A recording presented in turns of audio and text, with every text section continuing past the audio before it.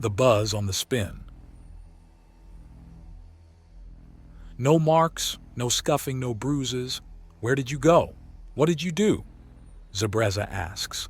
I talked to some people, had to intimidate a few, remind a few others of their legal obligations, and then investigated part of a murder scene that's days old. He answers. And that smell? I was blocking my pheromones. I had to spend some time in Sector 8 and Prayer Town. Do you know what they do to men there? Put them into safe locations until their wives can pick them up, which you would have. They may be pushy, but they weren't going to hurt me. Hoagie replies. I was perfectly fine. The only dangerous situation was when I lost patience and started giving warning shots against the idiots giving me the runaround. I used my laser. I didn't even lose ammunition. But we weren't there to help you. If you were outmatched or outnumbered, you would have been in trouble. Zabreza frets and Hawagi pulls her in for a light kiss. I'm fine. I wasn't in trouble. I was the trouble. He assures her, and she nuzzles close. It's just not safe out there. No, it's not. But there's no way to be completely safe anywhere.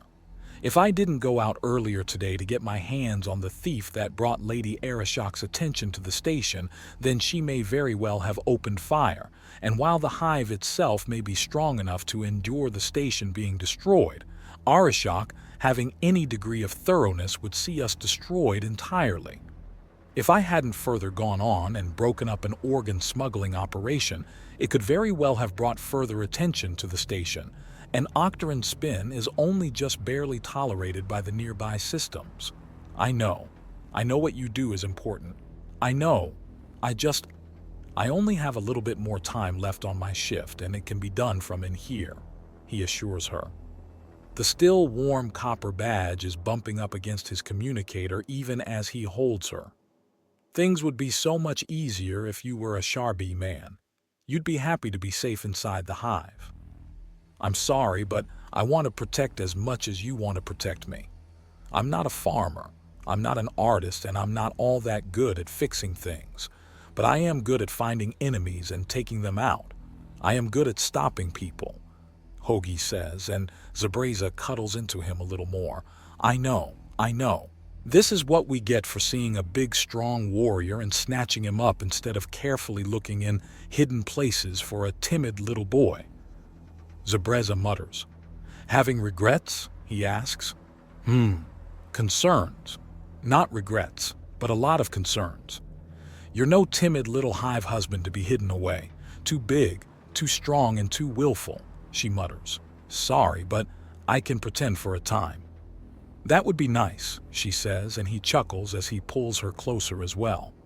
All right then, let's get into some fluffy, comfortable clothes and a warm drink. I'll finish my work for today in my pajamas. As he promised, he's in a big, baggy pair of fluffy gray pants that's more like wearing a blanket around his waist and comfortable t-shirt in short order.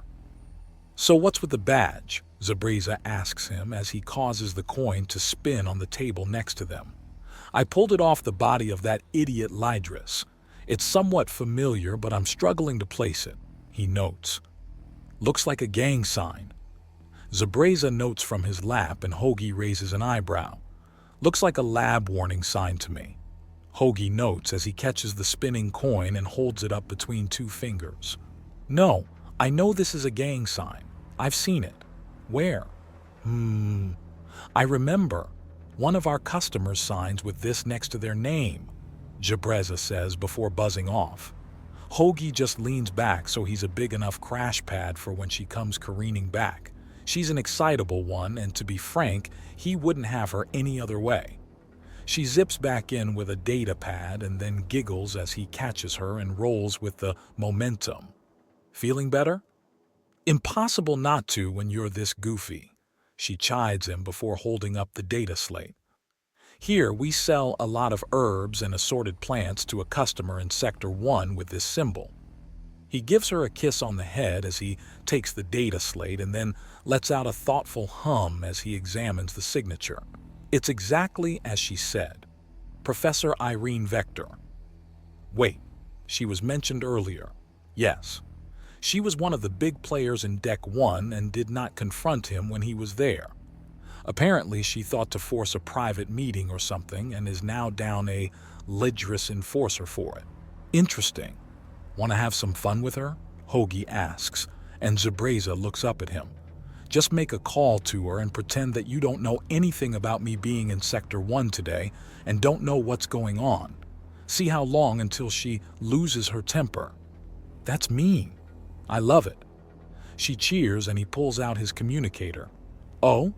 Just to make things even more confusing. You read my mind, he says, leaning back a bit and shifting so he's more her chair than anything. She lets out a few giggles and calls the contact information for Professor Vector.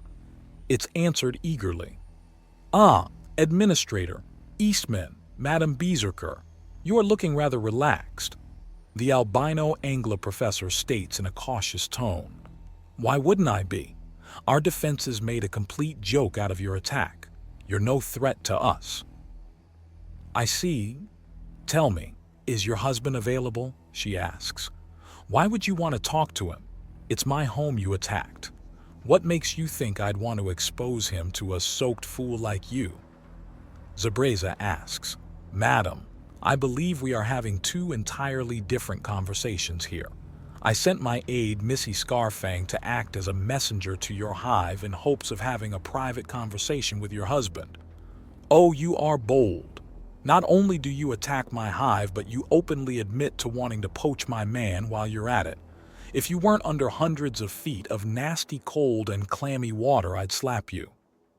Zabreza states, and Professor Vector pauses. Do you think this is some kind of game, little bee?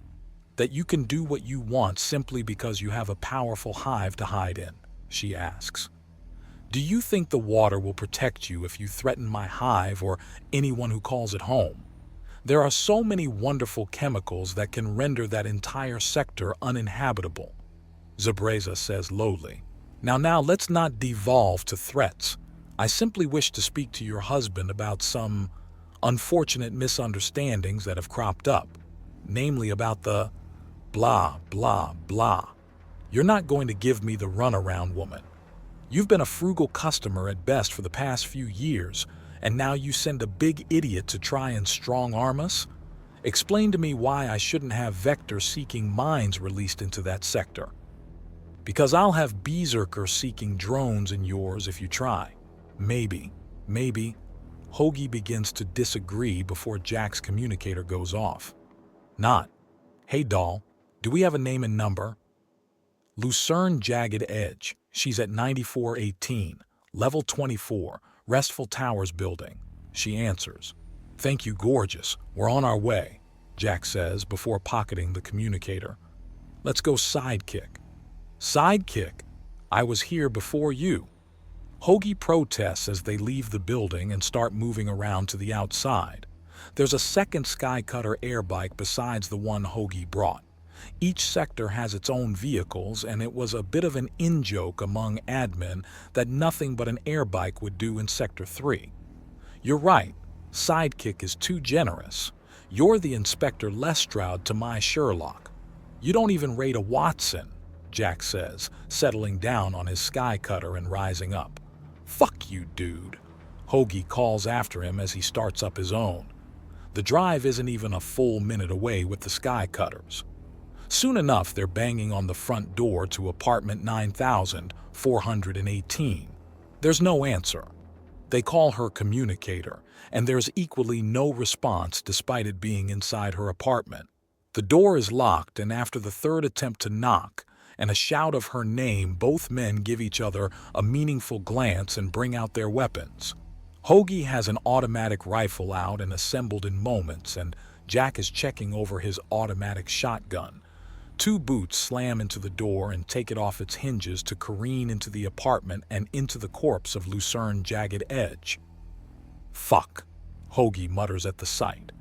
They move the door and set it aside. The body is cool and the blood has long soaked into the carpet. There are clear snicked blade markings across her, and aside from the dent that the door gave the woman no other visible injuries. Oh, God damn it, we're CSI Tortuga. Jack curses as he brings out his communicator. In space, Hoagie mutters and Jack snorts as he calls admin again. Hey, the lead is stone dead. Lucerne Jagged Edge's lifeblood is caked into the carpet, and us booting the door down and right into the mess hasn't helped any. Can you pull up the cameras and sensors on this building? We've got a murder mystery going on. Jack says into his communicator, and there's the sound of something being aggressively tapped on the other end. Of course, how many more links do you think there are in this chain?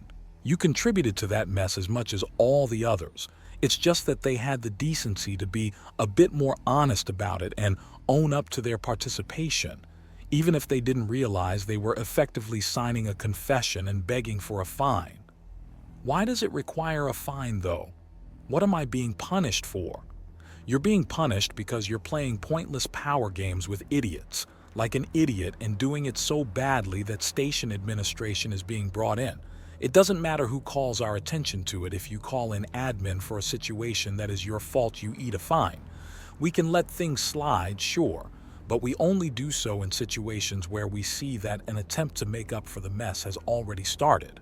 But do you think we use a gentle hand here, madam? This is a station in the grayest of gray legal zones, deliberately outside the jurisdiction of other systems, which is both the reason you're eating a punitive fine and why you're not dodging police every hour of the day. Welcome to the game on an outlaw station. The rules are just as unfair here as they are elsewhere, but they're unfair in different ways. Until now, it was to your benefit. My benefit? Do you have any idea what it's like juggling the idiot egos of all the cretins in this sector? Yes. With this call, I've spoken to literally all of them today, Hoagie says before sighing. Perhaps you've forgotten an important detail in all of this. What? This station? Everything in it? It's not yours. That lab? It is not yours. It is not your territory. You do not have territory. You are a guest here. A guest of the station master Minisai, of which I am in the employ of. I am one of her enforcers and administrators. Wasting my time is wasting her time. Wasting her time is fucking deadly. This station exists in its current state so that she and eventually her heiress can make money. Your petty games gets in the way of that. A fine is us being merciful. It's in credits. It could have been in blood, and if I even bring up that possibility to her, she may very well insist on it. She's not that vicious, is she? She and her predecessors have vented so many different people into the vacuum of space that the microgravity the station produces has drawn back enough atmosphere that you can walk on the surface of the station without immediately suffering decompression. You tell me how vicious she is. I had forgotten that detail. It's not widely advertised. Also, the spacewalks suck even with a good oxygen supply. The station is tough enough to shrug off micrometeors and microcomets, but they hurt like a bitch when you get showered in them. There's enough atmosphere on the station that you can go on unprotected spacewalks.